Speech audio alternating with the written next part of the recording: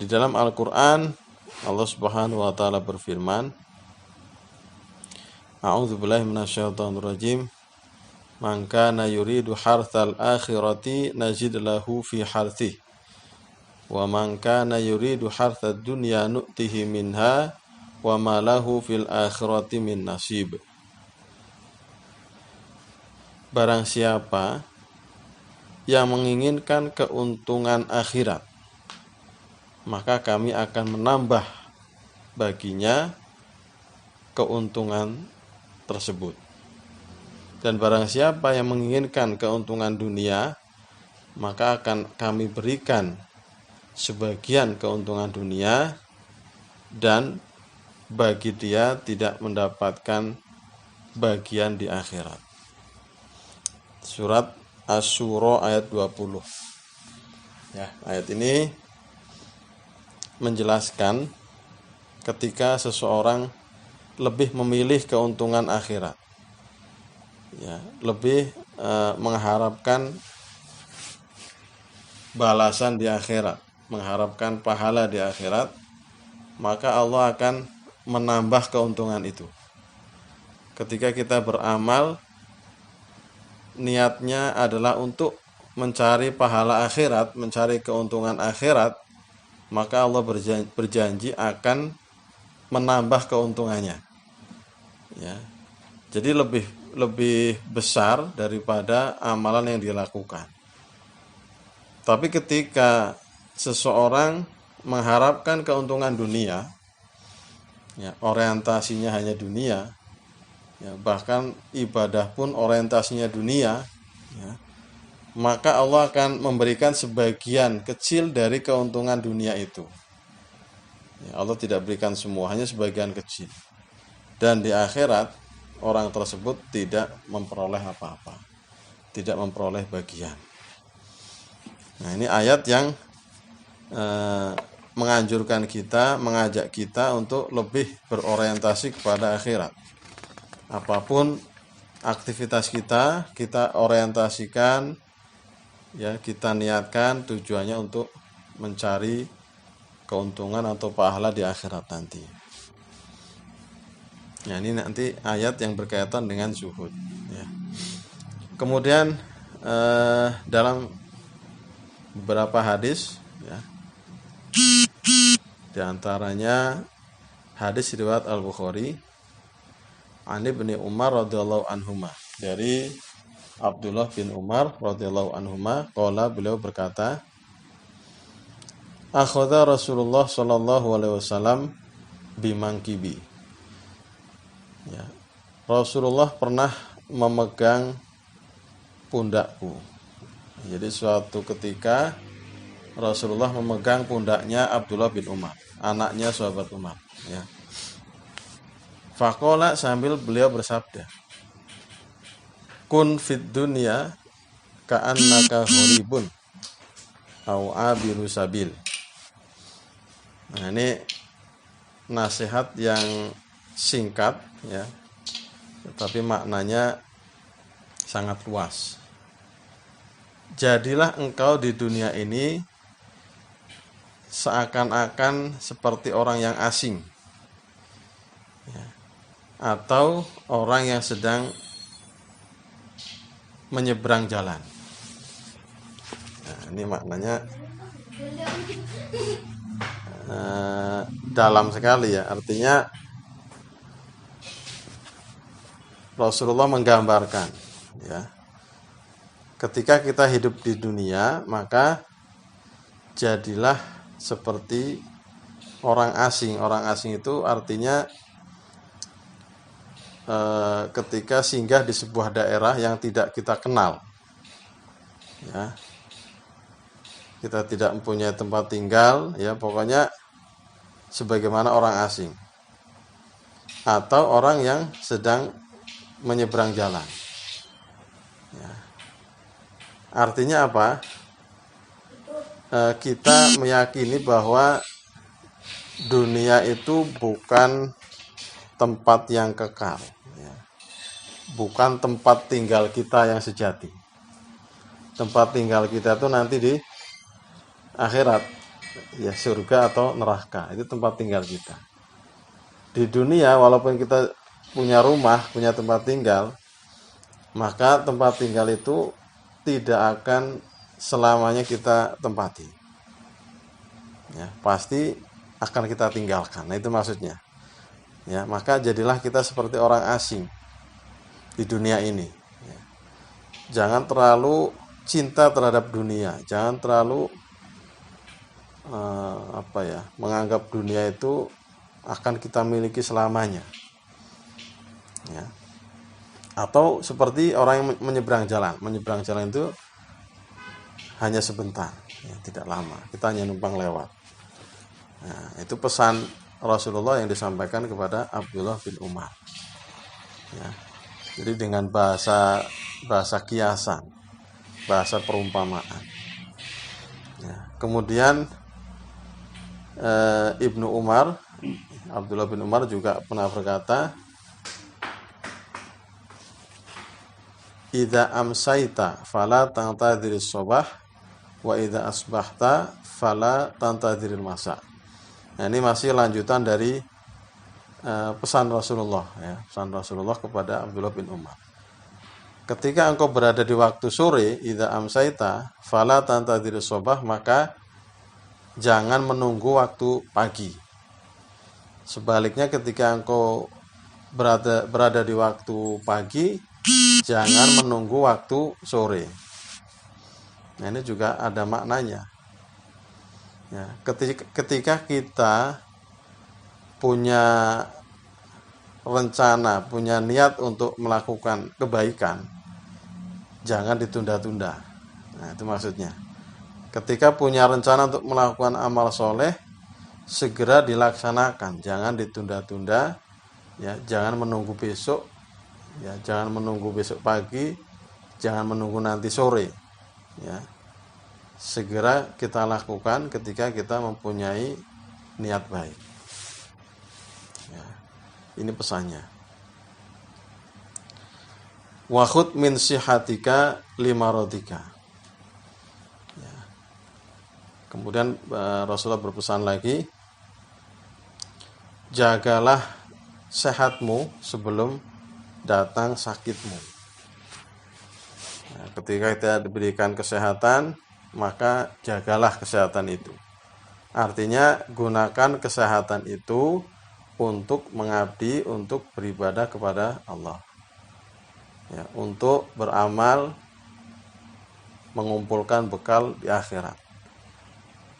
Ya. Mumpung masih sehat. Nah, itulah.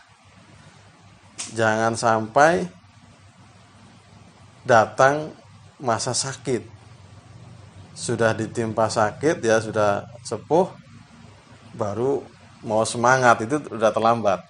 Ya, maka mumpung masih sehat itulah kesempatan. Jangan menyia-nyiakan masa sehat kita. Ya, karena banyak orang yang tertimpa sakit, ya, mereka memohon-mohon untuk disembuhkan supaya bisa beribadah kepada Allah. Ya, dan itu sudah terlambat. Ya, beribadah ketika sakit jelas tidak seperti ketika sehat. Ya.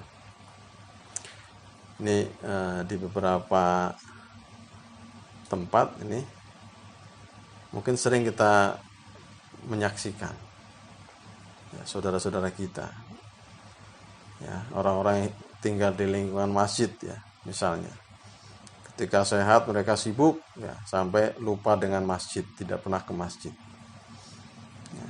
Nah, tahu-tahu ketika sudah terkena stroke, ya, sudah kesusahan untuk jalan, ya, nah, walaupun dibonceng, digendong, mereka ingin ke masjid. Nah, ya lumayan, cuma dulu waktu sehat kenapa tidak ingat itu? Ketika ditimpa sakit baru ingat ingin pergi ke masjid. Nah, ini jangan sampai itu menimpa kita. Ya. Wa min hayatika limautika, dan jagalah masa hidupmu sebelum datang kematianmu. Nah, ini pesan dari Rasulullah, ya, kepada sahabat Ibnu Umar yang juga disampaikan kepada kita. Ya, mumpung kita diberikan kehidupan, ya, gunakan sebaik-baiknya. Gunakan untuk beramal, mencari bekal untuk kehidupan akhirat. Ya, jangan sampai kita belum mengumpulkan bekal, ya sudah selesai jatah hidup kita. Allah sudah memanggil kita. Ya, tinggal penyesalan. Dan penyesalan itu tidak ada gunanya. Ya, Allah sudah menutup pintu ketika nyawa sudah ada di tenggorokan, sudah tidak ada manfaatnya lagi amal ibadah kita. Nah, maka pesan Nabi, ya jagalah masa hidupmu sebelum datang kematian. Nah, ini juga merupakan nasihat untuk kita. Nah, bagaimana kita memanfaatkan usia kita, ya, memanfaatkan kesempatan hidup kita di dunia, karena hidup itu hanya sekali, ya, kita gunakan untuk mengumpulkan bekal akhirat sebanyak-banyaknya. Ya. Hadis berikutnya dari Ibnu Majah, ya, dari Sahal bin Sa'id As-Sa'idi. Qala, beliau berkata, Ja'a rajulun ila Nabi sallallahu alaihi wasallam. Datang seseorang kepada Nabi sallallahu alaihi wasallam, faqala, dan dia berkata. Jadi suatu saat ada seseorang datang kepada Nabi, ya. Dullani ala amalin idza amiltuhu ahabbani Allahu wa ahabbaniyan nas. Wahai Rasulullah, tunjukkan kepadaku kepada amalan yang jika aku melakukan amalan tersebut, Allah akan mencintaiku dan juga manusia akan mencintaiku. Nah, ini pertanyaan dari pemuda tadi. Ya. Minta ditunjukkan suatu amalan ketika dia melakukannya dicintai Allah dan dicintai oleh manusia. Maka Rasulullah menganjurkan. Qala, Rasulullah bersabda, izhad fid dunya yuhibbukallah.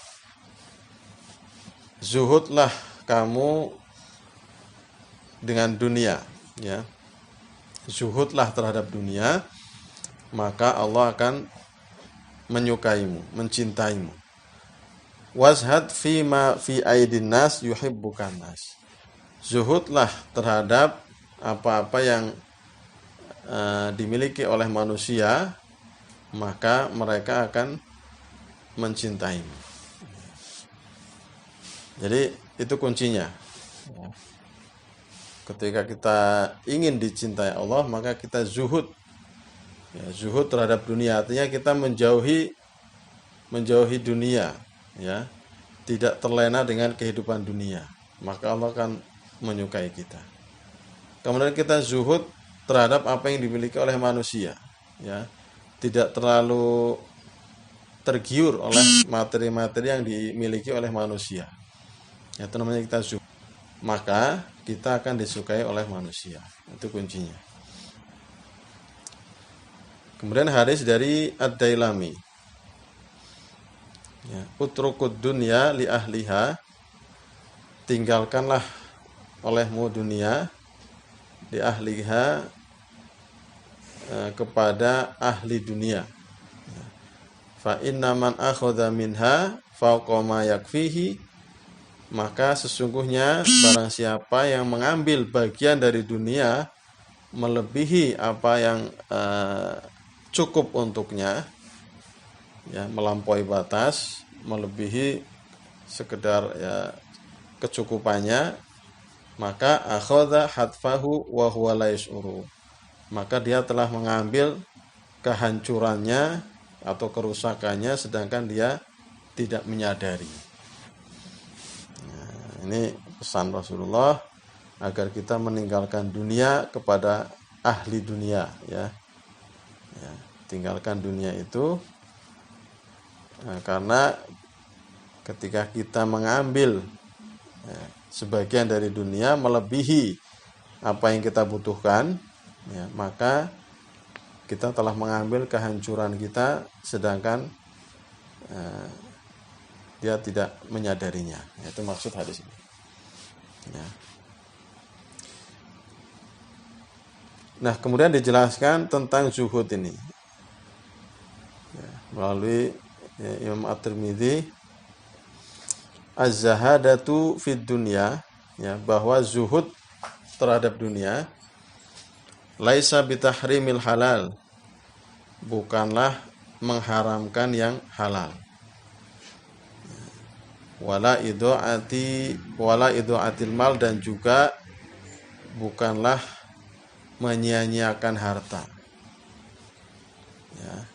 Jadi maksud zuhud di sini bukan berarti mengharamkan yang halal, ya, atau menyia-nyiakan harta dunia. Walakin, tetapi, az-zahadatu fid dunya, zuhud terhadap dunia adalah alla takuna bima fi yadika awsaqa mimma fi yadayillah. Nah, ini maksud dari zuhud, ya. Maksud dari zuhud terhadap dunia artinya engkau tidak alla takuna bima fi yadika. Ya, engkau tidak lebih percaya atau lebih bersandar, ya, lebih bergantung, ya, kepada sesuatu yang ada di tanganmu, ya, dari, ya, mimma fiyadailah, daripada sesuatu yang ada di sisi Allah. Nah, ini maksud dari zuhud terhadap dunia. Artinya kita tidak menjadikan sesuatu yang ada di tangan kita ini lebih kita percayai, kita lebih bergantung kepadanya daripada apa yang di sisi Allah. Ya, bisa dipahami arti zuhud, ya? Paham nggak, Putri? Belum paham juga. Nah, jadi gini. Nah, zuhud itu, zuhud terhadap dunia artinya cinta dunia. Nah, itulah. Tidak cinta dunia, itulah. Zuhud itu kan meninggalkan dunia. Bukan cinta dunianya, bukan. Kebalikannya. Kebalikan zuhud itu hubud dunia, cinta dunia. Jadi kita lebih bergantung atau lebih percaya, lebih bersandar, itu loh, lebih bersandar kepada apa yang ada yang kita miliki berupa materi.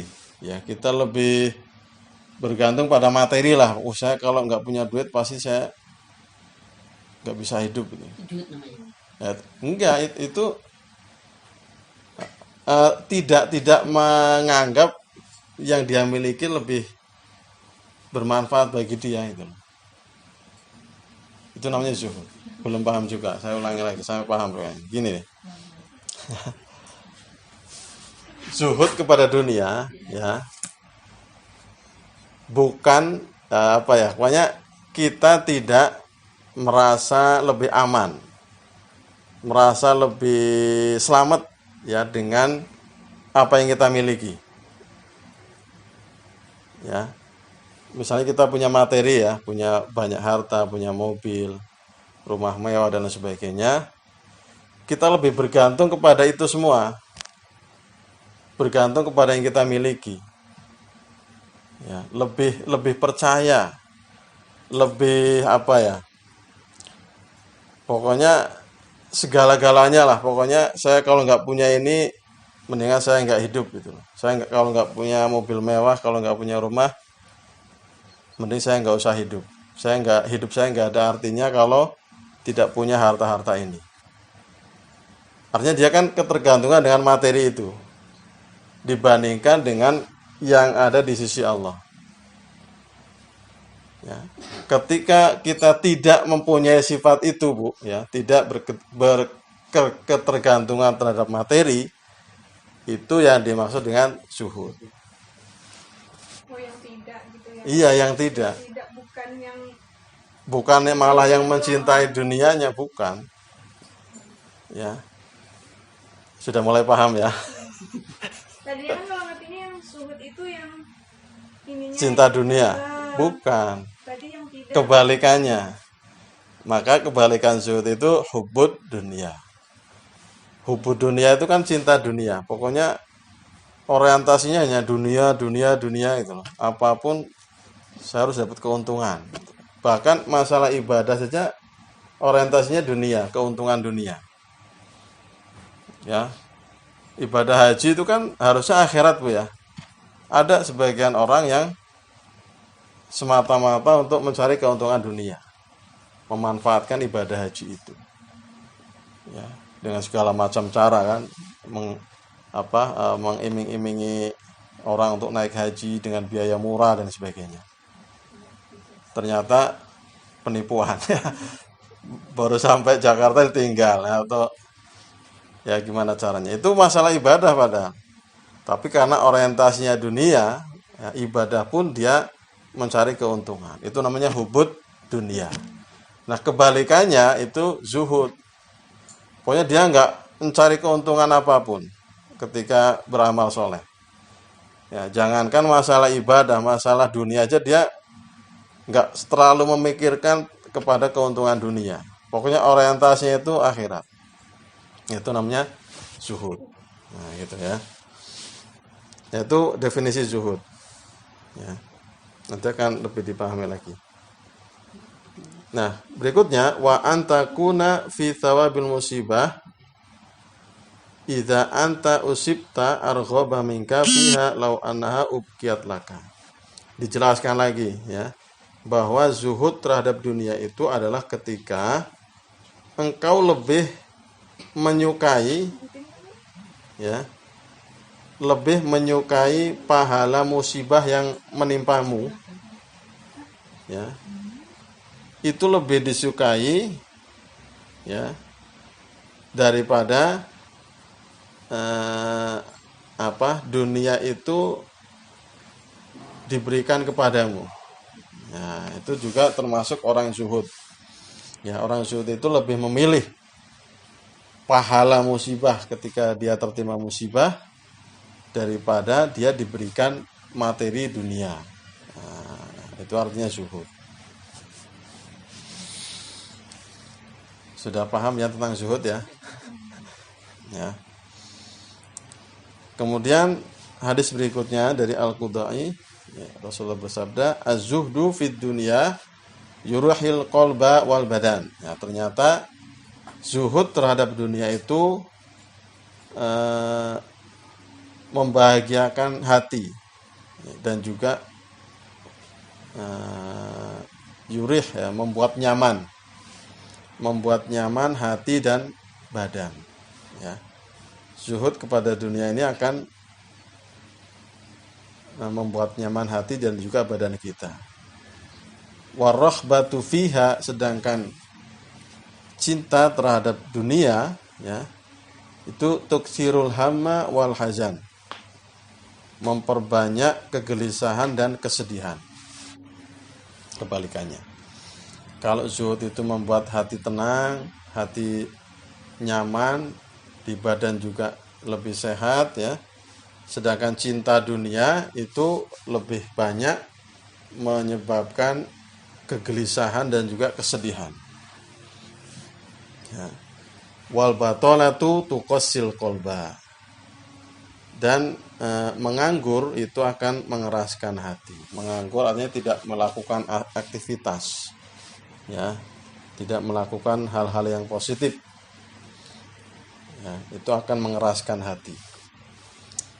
Ya, inilah yang juga bisa menyebabkan penyakit. Kalau kata Pak Haji Roma Irama dulu ya di lagunya kan, menganggur terlalu lama bisa menyebabkan stres. Nah, itu kan. Nganggur terlalu lama bisa bikin stres. Betul, wal batatu tuqassil qalba. Menganggur itu akan mengeraskan hati, hatinya keras, pikirannya kacau, nah itu. Maka sebagai manusia ya, kita diberikan fisik yang sehat, diberikan anggota tubuh yang sempurna, maka kita gunakan untuk berkarya, beramal.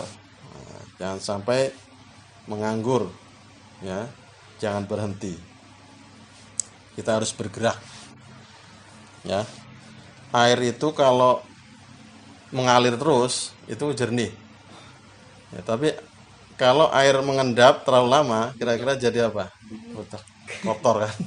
Nah, itu begitu juga kita, ya, jangan terlalu lama berhenti, karena air kalau mengendap itu lama-lama kotor, jadi penyakit. Ya, kita kalau lama-lama berhenti, pikiran juga menjadi beku, ya, sumpek, hatinya keras. Dalam hadis lain juga disebutkan tafarraghu min humumid dunya mastata'tum. Ya. Buanglah oleh kalian kegelisahan dunia sesuai dengan kemampuanmu. Fa innahu man kanatid dunya aktsara hammihi afsallahu dayatahu. Maka sesungguhnya barang siapa yang dunia itu menjadi orientasi terbesarnya, ya, menjadi tujuan terbesarnya, ya, maka Allah akan menyingkap kekurangannya. Wa ja'alallahu faqrahu baina ainihi, dan Allah akan menjadikan kefakiran ada di depan matanya. Nah, ini kalau kita menjadikan dunia sebagai tujuan utama dalam hidup kita. Ya. Sebaliknya, wa man kanatil akhiratu aktsar hammihi, barang siapa yang menjadikan akhirat itu tujuan utama dalam hidupnya, ja'alallahu ta'ala amrahu sahlan, maka Allah akan menjadikan segala urusannya menjadi mudah. Wa ja'ala khinahu fi qalbihi, dan Allah menjadikan kekayaan dalam hatinya. Nah, diberikan kaya hati.